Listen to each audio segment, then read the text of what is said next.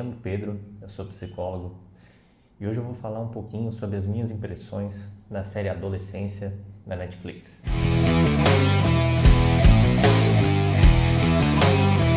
Bem, a série vem fazendo bastante sucesso, causou bastante impacto em vários pais por aí. E vou falar um pouco sobre as minhas impressões enquanto psicólogo da série. Meu objetivo aqui não é trazer um diagnóstico do Jamie, não é fazer uma crítica aos pais ou fazer um alerta aos pais, não é nada disso, nem fazer uma análise da atuação da psicóloga, nada disso. É simplesmente passar um pouco da minha percepção, o que eu senti, o que eu percebi da série e talvez trazer alguma clareza para vocês. Ainda não vou falar sobre a série, vou começar falando sobre alguns conceitos que me auxiliam a perceber o que está acontecendo, o que aconteceu naquela situação. Na teoria da personalidade de Rogers, ele apresenta o conceito de necessidade de consideração positiva. Ele afirma que é uma necessidade universal, todos os seres humanos possuem, e o que seria isso? Seria a necessidade de ser percebido por outras pessoas de forma positiva, que as pessoas me veem com bons olhos, me veem como bom, como valoroso. A partir dessa necessidade de consideração positiva externa, que vem de outras pessoas, se desenvolve a necessidade de autoconsideração, de consideração de si mesmo. Então, não só eu preciso ser percebido de forma positiva pelas outras pessoas, mas eu mesmo preciso me ver de forma positiva. Que as minhas ações, as minhas atitudes, eu mesmo, pessoalmente, a minha existência, seja vista de forma positiva. Outro conceito muito importante que ele apresenta logo em seguida é o desenvolvimento de um modo de avaliação condicional. Ele afirma: quando as experiências de si de um dado indivíduo são julgados por certas pessoas critério, pai, mãe, as pessoas mais importantes da vida da pessoa, como sendo ou não sendo dignas de consideração positiva, resulta que a consideração positiva do indivíduo em relação a si mesmo torna-se igualmente seletiva. O que ele está dizendo aqui? Quando as pessoas mais importantes para mim, que ele chama de pessoas critério, me julgam como sendo parcialmente positiva, parcialmente negativa, a minha avaliação de mim mesmo também será da mesma maneira. Ou seja, as pessoas critério me percebem e falam assim: essas coisas aqui eu aceito, essas aqui são boas, essas partes de ti são boas, essas outras aqui não. A minha avaliação de mim mesmo também vai ser da mesma maneira. Eu também vou perceber a mim mesmo como tendo partes positivas e partes negativas. Agora vamos voltar para a série e eu vou explicar como isso tudo se relaciona. A gente consegue perceber, principalmente nos episódios 3 e 4, 3 é quando o Jamie conversa com a psicóloga, o 4 é o episódio da família, um modo de avaliação condicional que foi desenvolvido, que é justamente o que a psicóloga tenta buscar naquela conversa com o Jamie. Isso é até mesmo declarado. Ela quer saber o que é um homem para ele, como o homem age, como ele interage com as outras pessoas, como ele interage com as mulheres. Ela tenta fazer paralelos, né? Como o pai dele agia, como agia com outras mulheres, como agia com ele, e ali ela vai tentando entender como é essa percepção do Jamie. Nós conseguimos perceber algumas coisas aqui. Como existe um ideal de homem que é baseado em força física, agressividade, o poder do homem vem disso, da força física. Quando a gente consegue perceber isso? Quando o pai fala que colocou ele no futebol e o Jamie não conseguia desempenhar, tinha um desapontamento extremamente grande, que é percebido pelo Jamie. Ele fala isso para a psicóloga, como o pai não conseguia nem olhar para ele, e o pai revela realmente, ele não conseguia nem olhar para o filho nesse momento. O pai também fala que botou ele no box, mas zero, não conseguiu desempenhar. Isso é que eu chamo de avaliação condicional. A força física, o atleticismo, era visto como positivo. Outras características do Jamie, como o pai fala, ele passava horas desenhando lá na mesa da cozinha, eu acho que ele fala, aquilo ali não era percebido como valoroso ou como positivo. E o Jamie tinha essa potencialidade, quando ele apresenta o cartão para o pai, surge essa percepção de que tinha esse potencial aqui, eu não dei bola nenhuma. I choked him to footy, didn't I? Because I thought it'd soften him up. No, but he was crap. So they just stuck him in goal.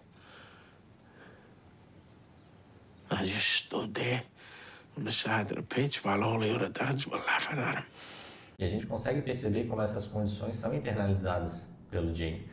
Ele fala que ele virou um especialista em fugir das aulas de educação física. Fingia que estava com dor de barriga, fingia alguma coisa ou outra, e ele conseguia fugir da situação em que ele não conseguia alcançar essas condições para ser considerado como positivo.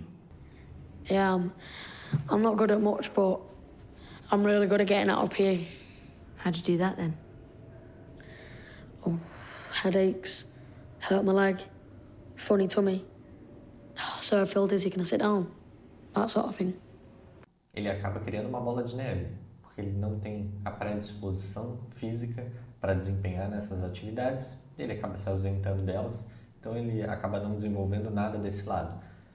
Imaginando que ele é bastante jovem, ele poderia vir a desenvolver. Como dito anteriormente, parece que o ideal de homem apresentado é de força física, de virilidade, de agressividade. Nós temos vários indícios de que o pai agia de forma agressiva e o Jamie presenciou isso. Então, a visão que ele tinha de homem, o exemplo que ele tinha, era de um homem agressivo. Aqui também não é só o pai. A gente percebe no episódio da escola como os professores agem de forma bastante agressiva. A gente percebe como boa parte dos adolescentes não respeita a autoridade e os professores, para garantir que sejam respeitados e manter essa autoridade, acabam berrando e agindo de forma bastante enérgica. E isso também era um exemplo para o Jamie e para todos aqueles adolescentes de como, para garantir poder, autoridade e respeito, eu tenho que agir com força, com agressividade. Aqui a gente entra num tema bastante específico que a série atinge. Esse é o ponto principal, o diferencial dessa série, que é como aspectos culturais reforçam essa avaliação condicional dos jovens que estão ali. O que eu quero dizer com isso? Já existe um ideal de homem que é poderoso por fisicalidade, agressividade. E ainda existem aspectos culturais, formas de perceber o mundo, de pensar, que reforçam isso. Aqui acaba vindo junto a sexualidade do homem. Então, o homem é melhor quanto mais mulheres ele conseguir. Então, o que é esse ideal de homem? Quanto mais forte, mais viril, mais agressivo, mais mulheres ele conseguir, melhor ele é. Essa é a avaliação condicional que está posta. Quando o adolescente olha para si mesmo e não vê nenhuma dessas condições satisfeitas, ele se vê extremamente negativo, autoestima muito baixa, muita insegurança. E ele vai tentar com que alcance alguma dessas condições. A consideração positiva é uma necessidade muito grande. A pessoa vai fazer de tudo para que ela tenha alguma consideração positiva. Eu acredito que seja por isso que o Jamie não admite, ali no primeiro episódio, para o pai dele, nem para a psicóloga, a princípio, ele não admite o que ele fez, porque seria fechar a porta para qualquer chance de consideração positiva que ele viria a receber. Afinal, é um ato injustificável, então seria acabar com qualquer esperança de consideração. Not like that, not fancying you, just as a person. Okay, so come on. Don't you even like me a bit? What did you think about me then? Decide, come on! Então, o que a gente tem de consideração de si mesmo do Jamie? Ele não é forte fisicamente, não desempenha bem nos esportes, ele foge disso, e ele não vai bem com as garotas, o que é uma pressão gigantesca para um jovem de 13 anos já esperar que ele tenha parceiras, seja ativo sexualmente e tudo mais. Aí chega uma forma de pensar que diz: tua percepção está toda correta, tu não é forte, tu não vai bem com as garotas, e isso tudo é culpa das mulheres. E ele abraça essa forma de pensar. Isso é o que a série apresenta como Red Pill, e isso traz um grande ressentimento para ele. Ele fica extremamente fragilizado e revoltado com aquela situação. O que sobrou para ele é a agressividade daquelas condições, e isso ele ainda consegue exercer. Are you alright? You look a bit red. Did I scare you when I shouted? She wrote this on your I mean, I'm only 13. Aqui na minha visão, ele faz uma aposta extremamente alta. Ele percebe uma menina num momento extremamente frágil, vulnerável, quando vazaram fotos dela, todo mundo da escola viu e está falando disso, e ele arrisca. Nesse momento em que a outra pessoa está extremamente vulnerável, frágil, eu vou ser desejável, eu vou ser considerado positivamente. Parece que é a última esperança de atingir uma dessas condições. You know, I just thought she might be weak. All that. I just thought she might be weak, so... Because everyone was calling her slag, you know, or flat or whatever, so I thought when she was like that weak, she might like me. Mesmo no momento de extrema fragilidade do outro, ele ainda não conseguiu atingir aquelas condições. Ele não conseguiu atingir uma condição para ser aquele homem ideal que a gente falou. Aí acabou a última esperança dele, ele acaba fazendo o que fez, completamente injustificável. Saindo um pouco do personagem do Jamie, a gente consegue perceber um pouco como está o entorno desses adolescentes. Então, no episódio da escola, a gente vê que tem uma desconexão completa. Professores e adolescentes, impossível de conversar. Uns tentam ganhar respeito no grito, outros já abandonaram a tentativa de conseguir algum respeito deles. Então, ou é abandono ou é agressividade, um ambiente péssimo para aqueles adolescentes. I said stop that! This is the last time! In your lines now! You, in your lines! A gente consegue perceber também como é difícil compartilhar de significados, compreender o modo de comunicação quando a geração é diferente. Então, a gente vê que a primeira impressão dos policiais é que eles eram amigos, porque tinham uns likes ali nas redes sociais, tinha uma interação, até que chega o filho do policial e fala com ele: pai, tu tá passando vergonha, tu entendeu tudo errado, não tem nada a ver, tava rolando essa situação aqui. Uma exposição, esses são os símbolos, esses são os significados que a gente dá, e o pai fica: nossa, entendi tudo errado. It's not going well because you're not getting it. What am I not getting? You're not reading what they're doing. What's happening? What are you talking about? Insta. Essa questão da rede social também me trouxe um momento de reflexão. Um momento de adolescência conturbado para todo mundo está tentando entender quem é. Existe muita provocação feita e recebida. Como a rede social potencializa, expõe tudo o que está acontecendo. Então, todo mundo que eu conheço, até pessoas que não conhecem, vão ver algo sobre mim que foi exposto ali na rede. Todo o universo do adolescente, todo o universo conhecido por ele, escola, todas as relações, vão saber de tudo que está acontecendo. Então, um erro, uma característica é exposta para todo mundo. Imagine o nível de pressão que existe nos adolescentes hoje em dia com as redes sociais. And lots of people liked her comments quite a lot. Yeah, they thought it was funny. You must have found that quite cruel.